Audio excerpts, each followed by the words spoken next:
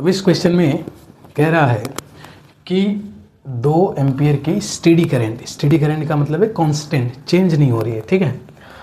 2 ampere की steady current को 2 electrolyte जो कि सीरीज में कनेक्टेड है, सीरीज में कनेक्टेड, ये बात क्यों बताई गई है? ये बात इसलिए बताई गई है ताकि आप इस बात को समझ सकें कि दोनों ही इलेक्ट्रोलाइट को सेम अमाउंट ऑफ करंट यानी 2 एम्पियर मिल रही है, क्योंकि हमें पता है कि सीरीज में करंट जो है सेम रहता है, पोटेंशियल बढ़ता है, ठीक है। तो सीरीज में कनेक्ट है मतलब यही 2 एम्पियर ए को भी मिला और यही 2 एम्पियर बी, 2 इलेक्ट्रोलाइट है ए और बी, दोनों को कनेक्ट किया गया है सीरीज में। 2 एम्पियर की करंट, स्टेडी करंट पास की जाती है, मतलब 2 एम्पियर की करंट यहाँ भी जाती है, 2 एम्पियर की करंट यहाँ भी जाती है, ठीक है। कह रहा है कि जो बी वाला इलेक्ट्रोलाइट है उसमें 2 ग्राम कॉपर डिपॉजिट हो गया, ठीक।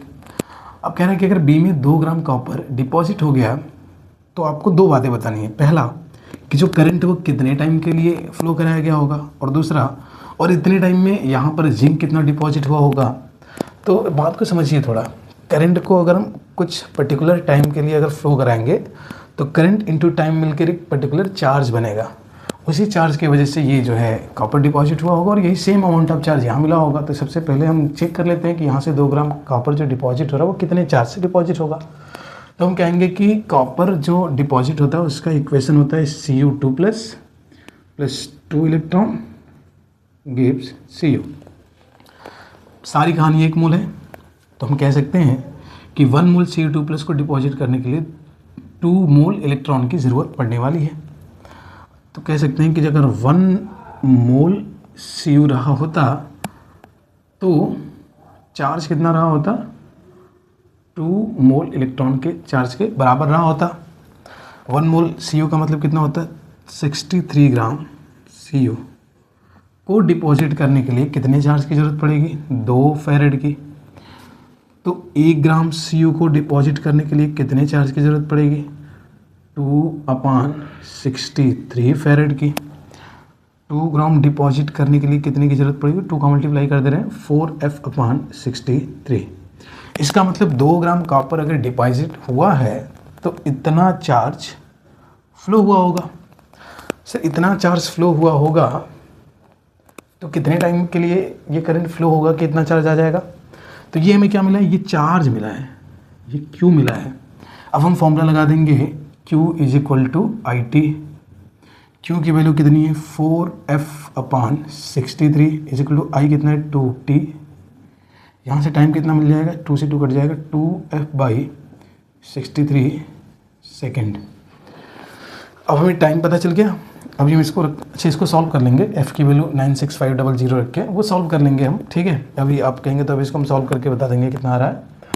नेक्स्ट कह रहा है कि जो है इतने टाइम में कितना जिंक डिपॉजिट हुआ होगा। तो जिंक वाली कैलकुलेशन इधर कर लेते हैं। हम लेंगे सर जिंक देखा जाए तो Zn2 plus 2 electron gives Zn। तो जिंक का मॉलिक्यूलर वेट कितना होता है, 65। तो हम यहाँ से कह सकते हैं कि 65 ग्राम जिंक कितने से डिपॉजिट होगा, 2 फैरेड चार्ज से।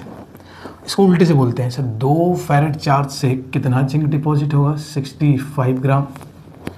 तो 1 कूलम चार्ज से कितना जिंक, अच्छा कूलम लिखेंगे तो आप कंफ्यूज हो जाएंगे, चलिए सिंगल रखिए। कितना जिंक डिपॉजिट होगा, 65/2F ग्राम। हमारे पास चार्ज कितना है, ये तो टाइम है ना, चार्ज कितना है, चार्ज तो ये आया था ना, ये तो चार्ज था Q। तो चार्ज की जगह ये रख देते हैं, 4F/63 फैरेड चार्ज से कितना होगा, तो इतने का मल्टीप्लाई कर दें, 65/2F × 4F/63। तो ये आ जाएगा 65 × 2/63। इसको हम लोग सॉल्व कर लेते हैं, 2.06 ग्राम। इसको सॉल्व करने के बाद पता चला 2.06 ग्राम। वैसे सेम इसको भी वैसे ही सॉल्व कर लीजिएगा। इसमें सॉल्व कैलकुलेशन तो खैर आपको आनी चाहिए। ये था सवाल, सॉल्व बहुत सिंपल था, एक बार चेक कर लेते हैं फिर से। 2 इलेक्ट्रोलाइटिक सेल है, ए बी सीरीज में कनेक्टेड है, 2 एम्पियर की स्टेडी करंट दोनों से फ्लो कराई जाती है। ए में भी सेम करंट जाती है, बी में भी सेम करंट जाती है। कह रहा है बी में 2 ग्राम कॉपर डिपॉजिट हुआ है। तो 2 बातें हमें बतानी थी, पहला कितने टाइम के लिए करंट फ्लो हुई होगी, दूसरा इतने टाइम में जिंक कितना डिपॉजिट हुआ होगा। तो कॉपर को जो डिपॉजिट होने के लिए रिएक्शन चाहिए वो है Cu2 plus 2 electron gives Cu। तो यहाँ से पता चलता है कि 1 मोल Cu को डिपॉजिट करने के लिए 2 मोल इलेक्ट्रॉन की जरूरत पड़ेगी।